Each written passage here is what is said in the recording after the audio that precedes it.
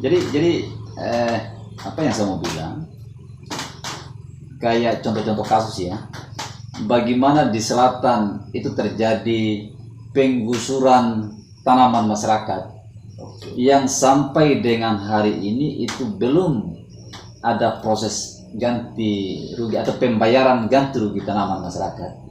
Kenapa DPRD yang mewakili, paling tidak mewakili dapilnya di wilayah selatan bicara terkait itu? Tidak ada. Tidak ada sama sekali. Kemudian contoh yang lain, kenapa anggota DPRD yang ada ini turun melakukan reses? Itu juga Tidak ada. Waduh, apa yang mereka lakukan Ya. sebenarnya? Jadi saya bisa katakan bahwa yang mereka lakukan adalah memperoleh kemapanan secara individual di atas nama masyarakat banyak. Dan mereka menikmati itu. Ya, Tidak ada rasa malu.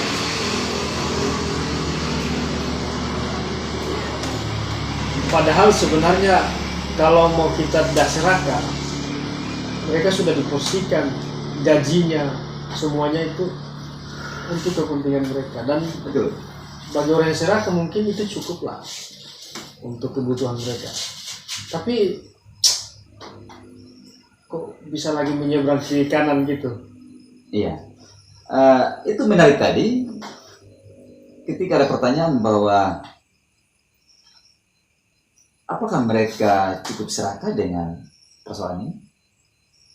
Kita bisa lihat dari sejauh mana keinginan besarnya para anggota DPRD yang ada ini untuk kembali menduduki jabatannya melalui momentum yang tinggal 2 hari lagi Besok ini diselenggarakan. Iya. Ya.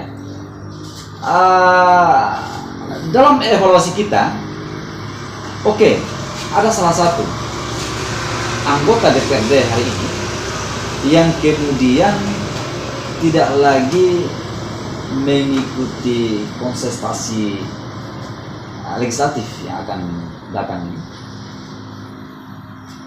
Ya, walau alam alasannya kenapa, tapi saya bisa berprasangka baik bahwa ini berdasarkan kesadaran pribadinya bahwa ternyata ketika menghadapi sistem yang seperti ini atau kondisi seperti ini ternyata berbeda dengan apa yang beliau pahami sebelumnya. Sehingga ketika niat awalnya itu adalah bagaimana bisa berbuat banyak ketika menjadi anggota dewan kepada masyarakat dan itu terrealisasi, maka saya kiranya cukup kali ini saja, berikutnya tidak perlu lagi kita masuk di ruang itu. Ada yang seperti itu? Ada. Satu dari 20 anggota DPRD yang ada sejauh ini yang kita ketahui itu cuma satu. Berarti masih ada 19 anggota DPRD aktif. Ya, walaupun tidak semuanya kembali menduduki posisinya di tingkat DPRD kabupaten, sebagian memang ada yang manuver ke DPRD provinsi. Tapi paling tidak dengan standar ini kita bisa bilang bahwa bagaimana mereka masih tetap ngotot untuk bisa mempertahankan posisinya di ruang-ruang itu, di tempat-tempat itu. Artinya mereka menikmati secara tidak langsung, mereka memang menikmati apa yang mereka dapatkan di DPRD. Di satu sisi, masyarakat kita sudah menyimpulkan bahwa mereka tidak berguna. Benar. Jadi terasa sekali ya. Tuh. Makanya ini seru kalau kita kembali ke apa yang kita hadapi, bahkan tinggal 2 hari lagi penentuannya. Itu. Oke. Begini Bang, coba saya lihat bahwa kita tahu bahwa politik transaksional sepertinya masih membudaya di masyarakat Katoran. Ya. Sampai ada yang abang bilang tadi bahwa ini ada pengakuan DPR bahwa saya sudah beli suara dorang. Apakah kemudian melihat fenomena itu wajar enggak? Itu kurang ajar. Kurang ajar ya. Kurang ajar. Artinya Tapi masyarakat juga sebagian, khususnya yang milih dia, juga menikmati itu. Kira-kira ketika dia ambil itu uangnya, sepertinya dia menikmati itu. Jadi kita mesti bedakan ya konteks di mana posisi masyarakat sebagai pemilih dan konteks mereka yang ikut sebagai kandidat calon ini itu pada posisi dipilih. Nah, sebenarnya kesadaran untuk bagaimana kita memilih sikap politik apa yang akan ditempuh itu harusnya dimulai dari mereka para calon atau kandidat ini, bahwa lagi-lagi kalau dibarengi dengan niat yang baik, tujuan yang benar, maka juga harus menggunakan cara yang benar. Itu saya teringat betul sebagaimana kata salah satu senior saya, bahkan beliau memuat itu dalam buku saku yang beliau buat sendiri tentang cara, niat, dan tujuan. Itu harus benar. Artinya bahwa ketika niatnya itu baik, maka ini harus sejalan dengan cara untuk menuju ke niat itu juga harus benar, harus baik, sehingga akan mencapai tujuan yang baik pula. Karena ini akan bertolak belakang ketika misalkan mereka menyampaikan bahwa saya punya niat yang baik dengan menawarkan diri untuk maju sebagai calon anggota DPRD, tapi fakta di lapangan mereka menunjukkan dengan cara yang tidak benar, misalkan dengan politik transaksional, manipulasi dan sebagainya. Cara-cara misalkan yang secara intimidasi bahkan dilakukan hanya agar memenuhi hasrat atau nafsu politiknya. Itu Sampai sedemikian rupa ya. iya, karena kita lihat bagaimana bahkan ASN atau birokrasi ini dimobilisasi untuk memenangkan salah satu kandidat, salah satu calon anggota DPRD, dengan diancam ketika tidak ikut arahan itu maka akan berkonsekuensi pada jabatan atau posisinya. Ada itu Bang? Ada. Sadis.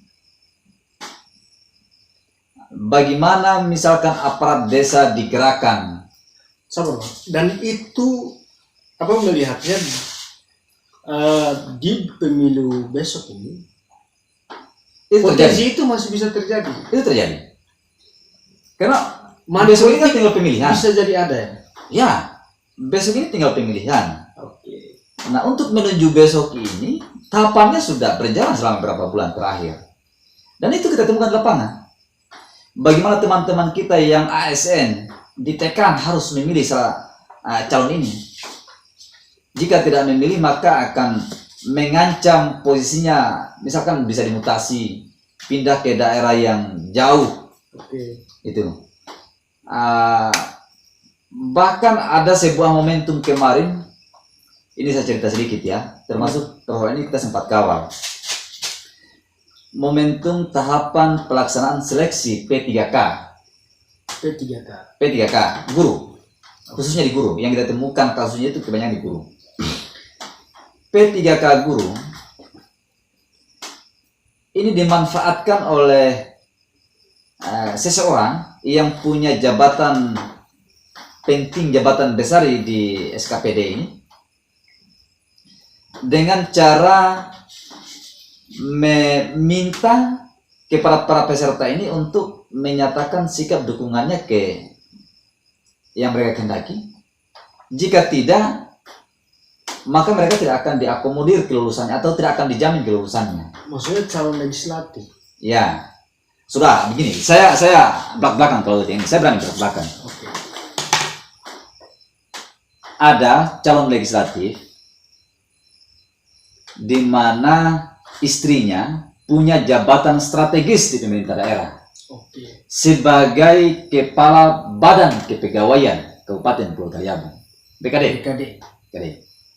Suaminya itu calon legislatif, Oh gitu. gitu. Oke. Dia menggunakan kewenangannya selaku kepala BPKD untuk mengintervensi P3K, peserta P3K kemarin, Hmm. bahwa yang mau ikut saya akan saya jaminkan kelulusannya. Yang tidak ikut saya, ya mohon maaf, saya tidak akan luluskan. Itulah pasar-pasarnya. Dan ini terbukti. Apa buktinya? Adalah seleksi P3K ini kan ada tahapan yang namanya CAT, yang disebut dengan bahasa umumnya tes komputer itulah gitu. Oke. CAT. CAT ini kan tes komputer ini kan online, secara online. Hmm. Nah, jadi mereka para peserta ini ikut tes komputer secara online, di mana hasilnya pada saat itu juga setelah selesai tes itu langsung diketahui. Oke. Artinya mereka sudah punya ukuran bahwa berdasarkan nilai yang diperoleh dari hasil tes itu, Dan itu Memang. tes nasional ya? iya. Oke. Nah, cuman kan dalam ketentuan yang untuk P3 kemarin itu, untuk standar kelulusan atau nilai kelulusan itu ada dua standar nilai kelulusan, yaitu pertama CAT, yang kedua disebut dengan SKTT. Oke. SKTT ini seleksi kompetensi teknis tambahan, itu yang diselenggarakan oleh daerah.